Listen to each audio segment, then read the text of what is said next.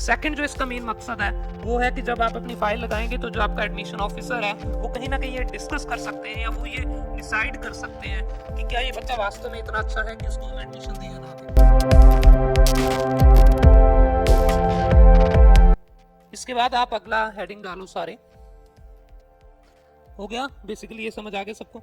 इसके बाद अगला हेडिंग डालो पर्सनल इंट्रोडक्शन। तो पीटी में जो सबसे ज्यादा डाउट पूछे जाते हैं, पता नहीं क्यों ऐसा है कि वो पर्सनल इंट्रोडक्शन के बारे में पूछे जाते हैं।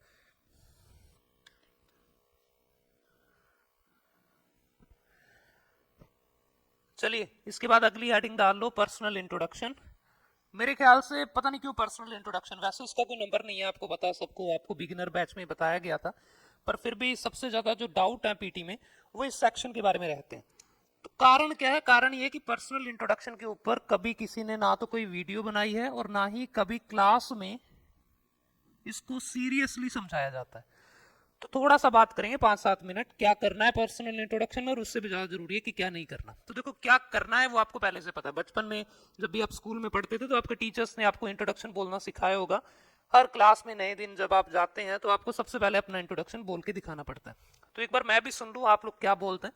ललित, आप अपना इंट्रोडक्शन, पर्सनल इंट्रोडक्शन सुनाए। शर्त एक है कि 30 सेकंड है आपके पास, 30 सेकंड में जितना बोल पाओ उतना बोलना है, ठीक है? करो स्टार्ट।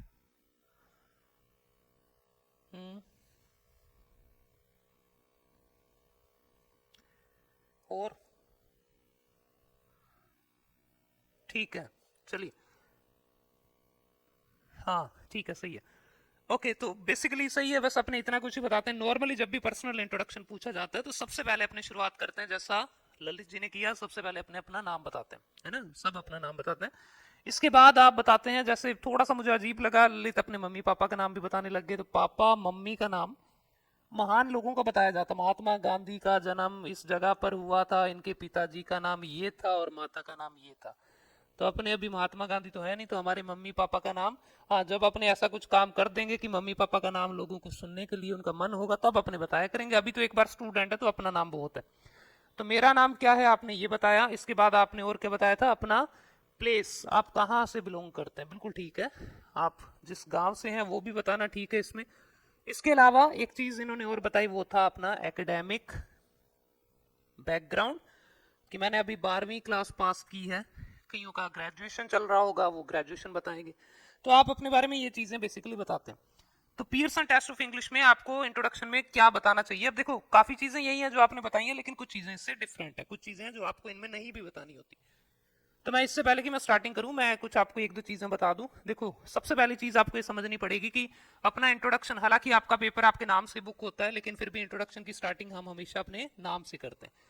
तो मेरे लिए पर्सनल इंट्रोडक्शन में आप हमेशा, अगर आप मेरा माने तो सबसे अच्छी चीज ये कि आप 4 चीजें उसमें बताएंगे, 4 सेंटेंसेस आपको बोलने हैं, 1 2 3 4 याद रखना। और चारों सेंटेंसेस बोल के, चाहे वो 23 सेकंड में खत्म हो, चाहे 26 में, चाहे 27 में, अपना नेक्स्ट वाला बटन दबा देना, रीड अलाउड स्टार्ट कर लेना। ज्यादा बोलने की जरूरत नहीं है, 4 सेंटेंस में अच्छा खासा टाइम आपका निकल जाएगा। सबसे पहला सेंटेंस आएगा नेम, और सेकेंडली इसी के साथ आप अपनी एज भी बता सकते हैं। लड़कियां खासतौर पर ध्यान रखें, एज अपनी झूठ नहीं बोलना, क्योंकि आप पेपर में अपना पासपोर्ट भी साथ में लेके जाते हैं तो एज का झूठ बोलने का फायदा नहीं है।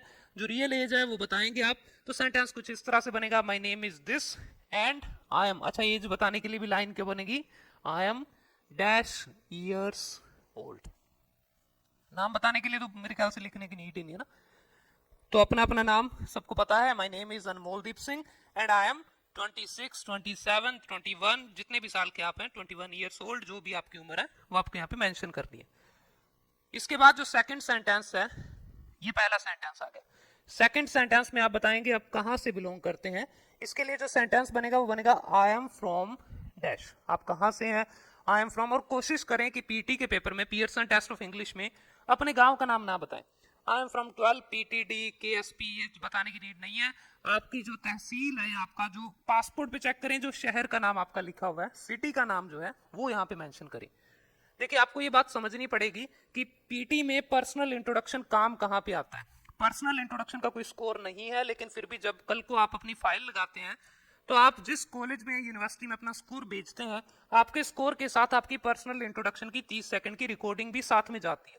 अब ये चीज आपको ध्यान में रखना बहुत जरूरी है क्योंकि जब आपका एडमिशन ऑफिसर आपकी पर्सनल इंट्रोडक्शन की रिकॉर्डिंग को सुनेगा तो चाहे आप इस चीज को माने या ना माने, लेकिन उसके मन में ना आपके लिए एक परसेप्शन बनना तय है। वो इस 30 सेकंड की ऑडियो को सुनकर ये अंदाजा लगाने वाला है कि आपका इंग्लिश का प्रोफिशिएंसी कितनी अच्छी है। चाहे आपका स्पीकिंग में स्कोर नो डाउट 85-90 भी हो, लेकिन फिर भी इससे थोड़ा सा एक इंप्रेशन पड़ता है।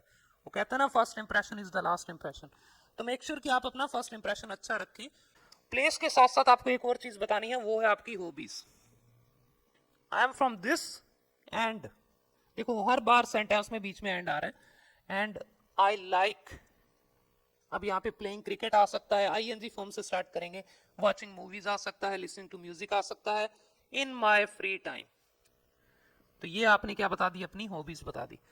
तो ये पूरा सेंटेंस कुछ इस तरह से बन जाएगा, I am from Sriganganagar and I like watching TV and listening to music in my free time. ठीक है, पूरा सेंटेंस 2 सेंटेंस आप बोल देंगे तो यहां तक आप देखेंगे कि आपके अराउंड 12 से 15 सेकंड आराम से निकल जाएंगे। अब 15 सेकंड के बाद, अराउंड आधा टाइम निकलने के बाद, आपको 2 सेंटेंसेस और इसमें ऐड करने हैं। तो वो 2 सेंटेंसेस किसके बारे में होंगे? तो जो तीसरा सेंटेंस आप ऐड करने वाले हैं वो होगा आपकी फैमिली के बारे में। तो सबसे पहले आप बताएंगे फैमिली का टाइप कैसा है। 2 टाइप की फैमिलीज होती हैं, याद रखना। एक होता है जिसको हम कहते हैं न्यूक्लियर फैमिली, और एक होता है जिसको हम कहते हैं जॉइंट फैमिली। नाम से पता है, न्यूक्लियर मतलब छोटा, जिसमें मम्मी पापा और 2 बच्चे रहते हैं, एक बच्चा, तो वो न्यूक्लियर फैमिली। और जॉइंट फैमिली में दादा दादी भी हैं, चाचा चाची भी हैं, ताया ताई भी हैं, सारा बड़ा परिवार, संयुक्त परिवार जिसको हिंदी में कहते हैं, साथ में रहते हैं। तो आप ये बताएंगे आई लिव इन, आप कौन सी फैमिली में रहते हैं? आई live in a joint family या न्यूक्लियर फैमिली, कौन सी फैमिली है आपको ये बताना है। एंड हर बार की तरह there are dash members in my family. आपको ये भी बताना पड़ेगा आपके परिवार में कितने मेंबर्स हैं। बताना पड़ेगा का मतलब ये नहीं कि पियर्सन ये फॉर्मेट हमें देता है।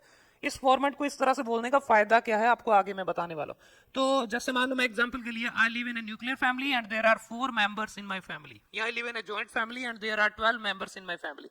अब ये बताना जरूरी नहीं कि दादा दादी भी हैं, चाचा चाची भी, बहुत लंबा हो जाएगा। तो आप बस इतना सेंटेंस इसको रखें। आखिरी सेंटेंस जो है, चौथा सेंटेंस, उसमें 2 ऑप्शन है। देखो, जिनका तो ये पहला एग्जाम है, फर्स्ट एग्जाम, पहली बार पीटी के पेपर में अपीयर हो रहे हैं, कौन कौन है वैसे आप में से? हाँ, ऑलमोस्ट सारी फर्स्ट टाइम वाली। तो आप इसमें बोलेंगे this is my first exam, comma and, हर बार की तरह इसमें भी एंड आया, and I am looking forward to succeed in it. ये मेरा पहला पेपर है और मैं इसमें उम्मीद करता हूं कि मैं इसमें पार होऊंगा, सक्सीड होऊंगा। अगर आपका पहला नहीं है, दूसरा है, तीसरा है, चौथा पेपर है, होगा कईयों का ये भी है ना। तो अगर आपका ये वाला खेल है तब आप बताएंगे आई हैव बीन, सेंटेंस बनेगा I have been learning English for, कितने साल से आप इंग्लिश सीख रहे हैं? तो ऑन एन एवरेज 7 से 8 साल, 7-8 साल तो होते हैं हम सबको इंडिया में। I have been learning English for 7-8 years, comma, and I am looking forward to succeed in this exam.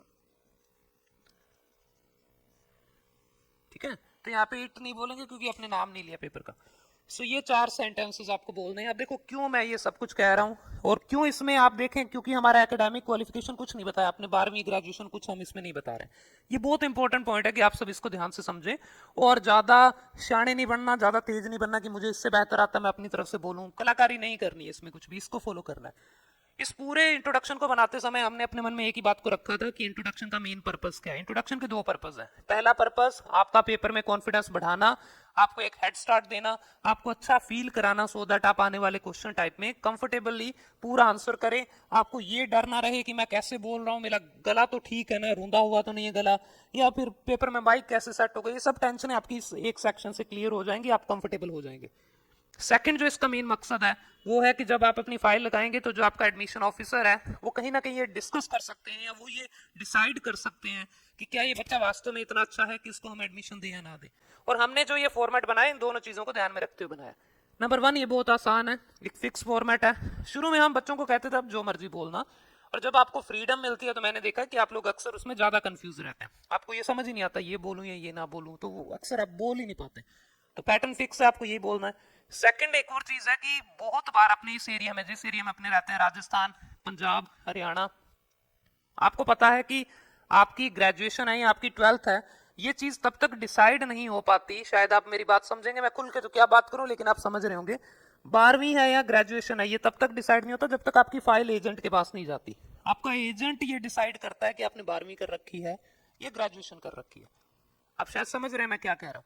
और ऐसा पहले पास्ट में 1 या 2 बार हमारे साथ हुआ है कि एक स्टूडेंट ने अपने इंट्रोडक्शन में बोला कि मैंने रिसेंटली अपनी 12वीं क्लास को पास किया है। जब उसने फाइल लगाई तो एजेंट ने वहां पर एक ने कहीं से अरेंज की डिग्री उसकी और डिग्री के साथ उसने फाइल लगा दी। अब जब फाइल लगी उसके बाद तो पता चला कि जो एडमिशन ऑफिसर था उसने देखा कि बच्चे ने तो 12th बोला है लेकिन डॉक्यूमेंट ये ग्रेजुएशन के भी सबमिट कर रहा है। और मजे की बात क्या है कि 12वीं उसने की है मान लो यहाँ पे राजस्थान से, श्रीगंगानगर से, 10वीं भी श्रीगंगानगर की है, ग्रेजुएशन उसने बनाई है तमिलनाडु से या पश्चिम बंगाल से या असम से बनाई है।